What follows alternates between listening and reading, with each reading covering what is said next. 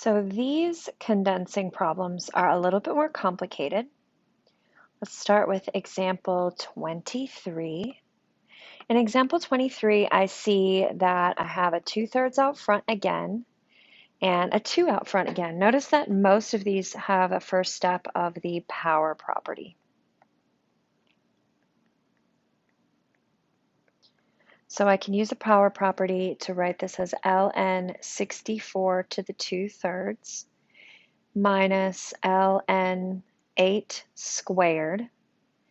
Now 64 to the 2/3 is the same thing as a cube root of 64 squared. And you can put this into the calculator either way, but I'm going to put it into the calculator as 64 caret 2/3, and I get 16. So this simplifies to 16. So in the calculator, you'd put it in as 64 caret 2/3. And 8 squared is 64.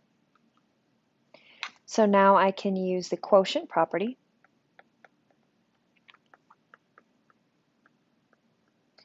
And I know I can use the quotient property because of this little minus here. And the quotient property allows me to write this as ln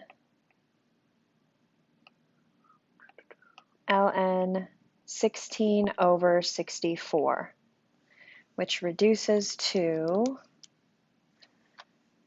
ln 1/4.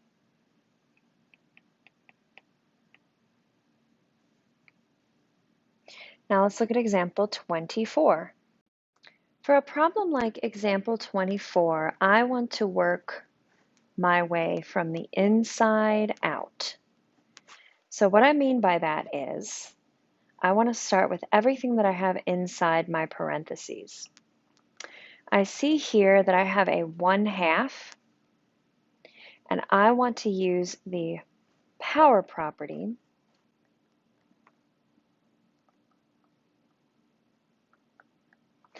and I want to move that to my exponent. So I'm going to bring down the -2 log 15 plus log, and then I have 1/9 to the 1/2.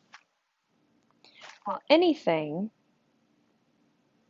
to the 1/2 power is just the square root of it. So 1/9, the square root of 1/9 is the square root of 1 over the square root of 9, which is 1/3. So this would reduce to -2 log 15 plus log 1/3. See how I did that math up here?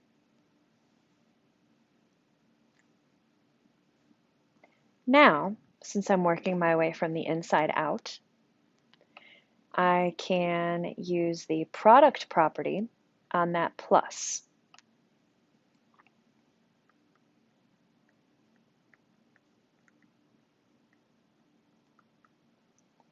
So this becomes log 15 times 1/3.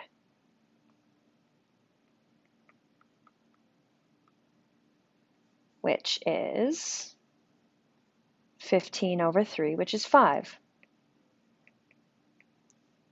Right? So now I can distribute the -2 to the exponent by using the power property.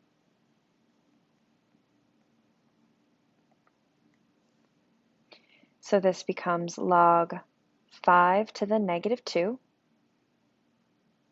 And anytime you have a negative exponent, it will allow you to move your number to a denominator. So 5 to the -2 becomes log 1/5 squared, which becomes log 1/25. And that is condensed to one logarithm. Now let's go ahead and take a look at number 25. This is another one of those complicated questions that we can work our way from the inside out with. So if I'm working my way from the inside out, I want to start inside the parentheses, and I see here that I have a 2 And I can use the power property here to take care of that too. Notice how that default is the power property. If you can use a power property to take care of something, take care of it first. So I'm going to bring down the log 72 minus 1/3. Now I have log 4 squared plus log 32.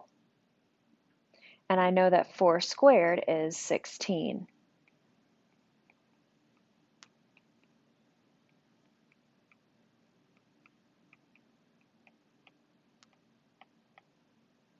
Now I see that I have a plus here. So I can use the product property to combine those.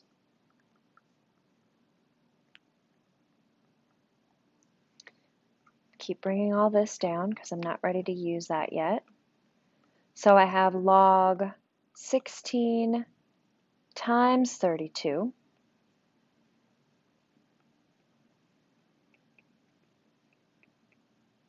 And 16 times 32 is 512.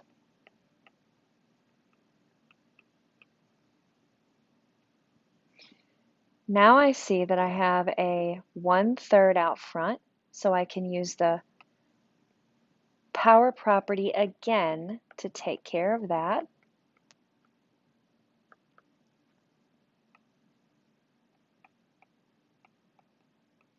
So I have log 512 to the 1/3. And if I type that into my calculator, 512 to the 1/3 is 8. So I have log 72 minus log 8. And finally, I have this minus here, so I can use the quotient property.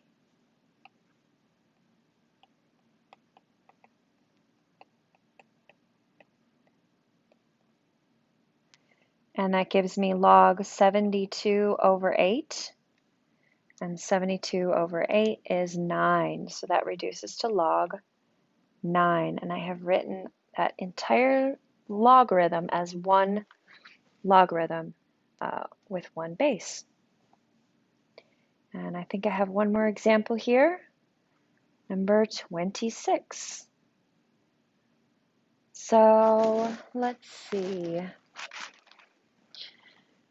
I have a 3/2 out front here, and I have a 1/4 out front here.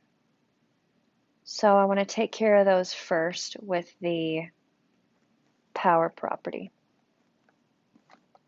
I hope you're noticing a trend with the kind of the pattern of behavior with solving each one of these.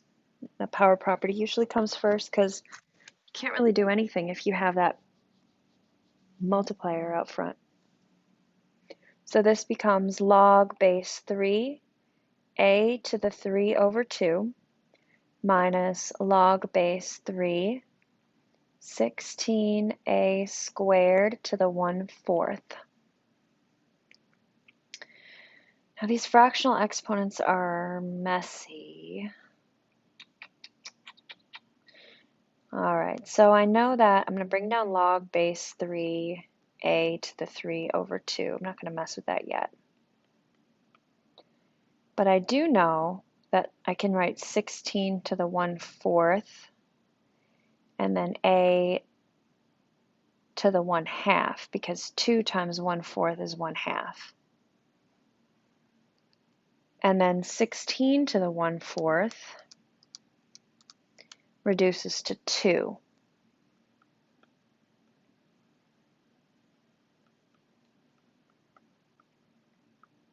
If you just put that in the calculator. All right. So I'm in a position now where I can use the quotient property.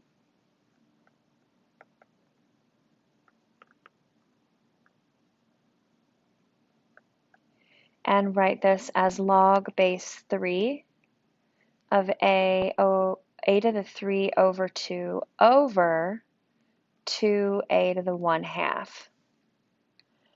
And when I if you remember your quotient property of exponents, you can take your exponents when your bases are the same and subtract them. A3, so I could say, I want to rewrite that, my bad.